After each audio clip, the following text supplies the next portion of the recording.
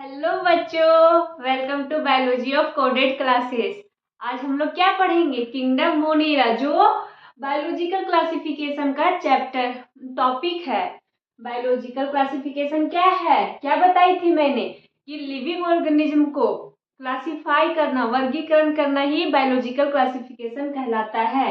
उसके अंदर हम लोगों ने क्लासिफिकेशन सिस्टम पढ़ा था। अब हम लोग देखेंगे किंगडम मोनेरा कि हम लोग स्पीसीज को, प्रजाति को किस कैटेगरी में रखे, किस ग्रुप में रखे। तो हम लोगों ने 5 किंगडम बनाया था। कितना? 5। पहला क्या था? मोनेरा, दूसरा प्रोटिस्टा, तीसरा फंगी, चौथा प्लांटिया और 5वां एनिमालिया। तो हम लोग एक एक करके सारे किंगडम पढ़ेंगे। अभी हम लोग स्टार्ट करते हैं किंगडम मोनेरा, जिसके अंदर हमें कितने टॉपिक पढ़ना है? उसका जनरल क्लासिफिकेशन, उस यानी कि उसका जनरल कैरेक्टर क्या है, मोड ऑफ न्यूट्रिशन क्या है, उसका रिप्रोडक्शन का मोड क्या है, वो किंगडम मोनेरा में जितने स्पीसीज हैं, जितने प्रजाति है, उनको कितने ग्रुप में बांटे, कितने कैटेगरी में उन्हें बांटेंगे, वो सब स्पीसीज के उनके स्ट्रक्चर के बेसिस पे, उनके फीचर के बेसिस पे कैसे हम लोग बांटेंगे, ये सब देखना है हमें। तो अब देखते हैं उनके जनरल कैरेक्टर। मोनेरा एक तरह का, मोनेरा में सबसे ज्यादा जो प्रजाति पाया जाता है उसे हम बोलते हैं बैक्टीरिया। बैक्टीरिया एक सोल मेंबर है मोनेरा का। और बैक्टीरिया वो इतने मैक्रो होते, इतने छोटे होते, इतने छोटे होते कि हम नंगी आंखों से नहीं देख सकते। उन्हें देखने के लिए हमें माइक्रोस्कोप की जरूरत पड़ती है, या तो टेलीस्कोप, या तो माइक्रोस्कोप, या तो इलेक्ट्रॉन माइक्रोस्कोप। किसी भी माइक्रोस्कोप के थ्रू हम बैक्टीरिया को देख पाते हैं। मोनेरा के जितने भी प्रजाति है उन्हें देख पाते हैं। तो bacteria are the sole member of the kingdom Monera. Bacteria क्या है? सोल मेंबर है। सबसे ज्यादा इंपॉर्टेंट मोनेरा में बैक्टीरिया आते हैं। ये सबसे अधिक इतने छोटे ऑर्गेनिज्म होते हैं कि हम इन आंखों से नहीं देख सकते। उनके स्ट्रक्चर इतने सिंपल होते, लेकिन इनका बिहेवियर बहुत अलग होता है। मैं आपसे क्वेश्चन करती हूँ कि बैक्टीरिया को हम कहाँ कहाँ देखेंगे, तो आपका क्या जवाब होगा? हर जगह। ये थोड़ी है हम ये पूछे मैम कि बैक्टीरिया को हम कहाँ नहीं देखेंगे, ये भी क्वेश्चन पॉसिबल नहीं है। हम लोग बैक्टीरिया हर जगह पाया जाता है। इस मुट्ठी भर, अगर एक मुट्ठी मिट्टी उठाए तो उसमें 100 ऑफ बैक्टीरिया मिलेंगे, 100 ऑफ मोनेरा की प्रजाति मिलेंगे, छोटे छोटे ऑर्गेनिज्म। आज हम बैक्टीरिया की वजह से कुछ कर भी नहीं पाते। अगर दही बनाना है तो लैक्टोबैसिलस बैक्टीरिया नामक जीवाणु का उपयोग करके हम दही बनाते हैं, तरह तरह का प्रोडक्ट बनाते हैं। तो उसी के बारे में आज हमें पढ़ना है। मोनेरा का जनरल कैरेक्टर में बैक्टीरिया क्या है? सोल मेंबर, मोस्ट एम्बुडेंट, यानी कि सबसे अधिक पाए जाते हैं मोनेरा इस धरती पर, हमारे लिविंग वर्ल्ड में। माइक्रो ऑर्गेनिज्म है वो, ऑलमोस्ट एवरीवेयर, वो हर जगह पाए जाते हैं। ऐसा कोई जगह नहीं है जहाँ नहीं पाए जाएंगे। ये सबसे डिफिकल्ट एक्सट्रीम पोजीशन में भी पाए जाते हैं, जहाँ पे नहीं होना चाहिए लिविंग थिंग्स, वहां भी प्रेजेंट होते हैं मोनेरा। एक्सट्रीम हैबिटाट, इनका हैबिटाट कैसा है? एक्सट्रीम मतलब वैसा हैबिटाट, वैसा जगह इन लोग रहते हैं, पाए जाते हैं जहाँ पे सर्वाइव करना पॉसिबल नहीं है, वहां पे भी बैक्टीरिया पाए जाते हैं। जैसे डीप ओशियन में पाए जाते हैं। ठंडी जगह, जहाँ पे इतना ठंडी जगह में ये सर्वाइव कर पाते हैं, जहाँ पे लिविंग लाइव जीवित नहीं रह सकते, वहां पे भी ये सर्वाइव कर जाते हैं। Extreme habitat such as hot spring, desert, snow, deep ocean, हर जगह ये पाए जाते हैं Monera. Bacteria structure is very simple. Bacteria का स्ट्रक्चर बहुत सिंपल है। जैसे ये देखिए, बैक्टीरिया का एक स्ट्रक्चर में बनाई हूँ, इसमें कितना सिंपल है। हम लोग का स्ट्रक्चर देखिए कितना कॉम्प्लेक्स है। हमारे स्ट्रक्चर कितने कॉम्प्लेक्स है, लेकिन मोनेरा का स्ट्रक्चर इतना सिंपल है। स्ट्रक्चर भले इसका सिंपल हो, लेकिन बिहेवियर बहुत कॉम्प्लेक्स होते हैं। ये कभी भी कुछ भी बिहेव करने लग जाते हैं। तो वही बोल रहा है, bacterial structure very simple but they are very complex in behaviour. ये अपना बिहेवियर बहुत कॉम्प्लेक्स शो करते हैं। Prokaryotic and unicellular types of Monera. बोल रहे हैं कि मोनेरा प्रोकैरियोटिक सेल होते हैं और उसमें भी यूनिसेलुलर होते हैं, उसमें एक ही सेल होते हैं। यूनिसेलुलर का मतलब होता है कि वैसा ऑर्गेनिज्म जिसके पास एक सेल हो। यूनि का मतलब वन होता है, वन सेल परजेंट, यानी जो एक सेल से मिलकर बना होता है उसे हम यूनिसेलुलर कहते हैं। और प्रोकैरियोटिक मतलब होता है कि वैसा सेल जिसके अंदर न्यूक्लियस नेकेड हो, खुले में हो, उसके चारों ओर न्यूक्लियस नहीं हो, उस टाइप के सेल को हम लोग प्रोकैरियोटिक सेल कहते हैं। जैसे मैं यहाँ पे समझाती हूँ, ये मान लीजिए एक सेल है, इसके अंदर अगर न्यूक्लियस आ जाएगा, इसके अंदर डीएनए रहेगा, तो ये यूकैरियोटिक ऑर्गेनिज्म हो गया। क्या हो गया? यूकैरियोटिक सेल हो गए।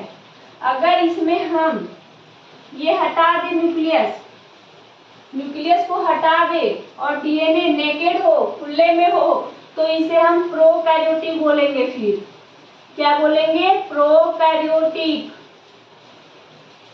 Prokaryotic cell.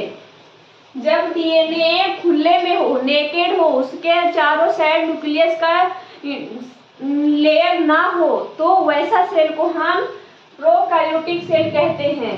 तो मोनेरा किस टाइप के सेल हैं? Prokaryotic cell. उसका जो बॉडी है वो कितने सेल से मिलकर बना हुआ है? एक सेल से, इसीलिए हम उसे prokaryotic and unicellular types of organism या मोनेरा बोलेंगे। अब आप बताइए फिर से कि मोनेरा का क्या फीचर है। मोनेरा में सबसे अधिक बैक्टीरिया, जो सोल मेंबर के जैसा सबसे महत्वपूर्ण मोनेरा में बैक्टीरिया रोल निभाता है। वो हर जगह पाए जाते हैं, मोस्ट एबंडेंट, वो बहुत अधिक पाए जाते हैं, वो एवरीवेयर, वो हर जगह पाए जाते हैं। हम इन नंगी आंखों से नहीं देख सकते, इतने मैक्रो ऑर्गेनिज्म होते, इतने छोटे होते हैं। मैक्रो मतलब छोटे होते हैं। बच्चों देखिए डायग्राम ऑफ प्रोकैरियोट सेल, यानी कि हम मोनेरा पढ़ रहे हैं। मोनेरा में हमने देखा जनरल कैरेक्टर। अब हम देखेंगे प्रोकैरियोटिक कैसे कहते हैं, मोनेरा को एक प्रोकैरियोटिक ऑर्गेनिज्म कैसे कहेंगे, वो हम डायग्राम के बेसिस पे समझेंगे। प्रोकैरियोटिक का मतलब होता है जिसमें न्यूक्लियस प्रेजेंट ना हो, न्यूक्लियस अब्सेंट हो, उसे हम प्रोकैरियोटिक बोलते हैं, प्रोकैरियोटिक ऑर्गेनिज्म। समझे? अब हम देखते हैं प्रोकैरियोटिक सेल किस टाइप के होते हैं, किस तरह होता है उनका डायग्राम।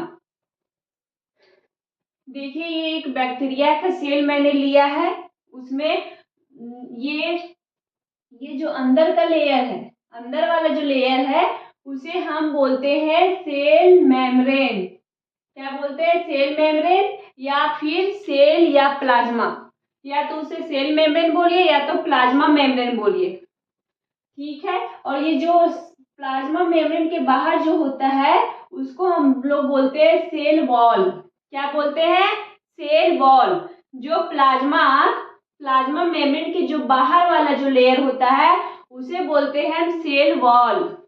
और जो उसके बाहर जो प्रेजेंट होते हैं उसको हम बोलते हैं कैप्सूल। कैप्सूल क्या से मिलकर बने होते हैं?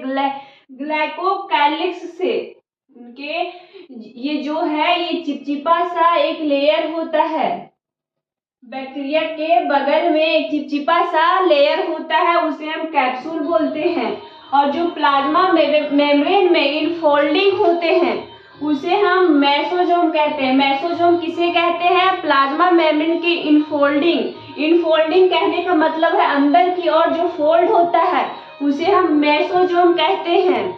मैंने यानी कि बैक्टीरिया जो है वो फोटोसिंथेसिस करते हैं और वो हेटेरोट्रॉपिक भी है, ऑटोट्रॉपिक भी है। ऑटोट्रॉपिक में भी फोटोसिंथेसिस करते तो इनके पास क्लोरोफिल नहीं होते, लेकिन ये फोटोसिंथेसिस करते हैं। कैसे? क्योंकि इसमें केमिकल प्रेजेंट होते हैं। इसमें मेसोजोम में कुछ केमिकल या पिगमेंट इस तरह कुछ कुछ प्रेजेंट होते हैं, जिसके हेल्प से ये खाना बनाते हैं, रिस्पिरेशन करते हैं। इनके पास स्पेशल कोई ऑर्गन नहीं होते। मेसोजोम के थ्रू ही ये लोग रिस्पिरेशन करते हैं और खाना खाते हैं। पिलाई ये जो पिलाई क्या है? पिलाई जो बाहर सबसे आउटर सरफेस में होता है, वो पिलाई जब वो बच्चे रिप्रोड्यूस करते हैं तब पिलाई एक बैक्टीरिया को दूसरे बैक्टीरिया से ट्रांसजक्शन डीएनए मटेरियल का ट्रांसफर करते हैं, उस टाइम हेल्प करते हैं। पिलाई हेल्प करते हैं सेक्सुअल रिप्रोडक्शन में। और फिर न्यूक्लियोइड क्या है? डीएनए जो नेकेड होते हैं। ये क्या है? न्यूक्लियोइड जो न्यूक्लियस से यानी कि घिरे हुए नहीं रहते। डीएनए जो है वो न्यूक्लियस से घिरे हुए नहीं रहते, उसे हम न्यूक्लियोइड कहते हैं। ये डीएनए है जो खाली साइटोप्लाज्म में पड़े हुए हैं। और ये प्लाज्मिड एक्स्ट्रा डीएनए, प्लाज्मिड को हम लोग एक्स्ट्रा डीएनए का स्ट्रक्चर बोलते हैं, जो हेल्प करता है इन्हें प्रोटीन बनाने में या फिर मटेरियल को एक्सचेंज करने में। और राइबोसोम दो तरह के होते हैं, 70S और 80S। 70S प्रोकैरियोटिक में होते हैं राइबोसोम और 80S यूकैरियोटिक में। तो प्रोकैरियोटिक यानी कि मोनेरा में कौन प्रेजेंट होगा? 70S राइबोसोम, जो प्रोटीन सिंथेसिस करने में हेल्प करता है। साइटोप्लाज्म, ये प्लाज्मा मेम्ब्रेन हुआ, ये सेल वॉल हुआ, और ये जो खाली है पूरा उसे हम साइटोप्लाज्म कहते हैं।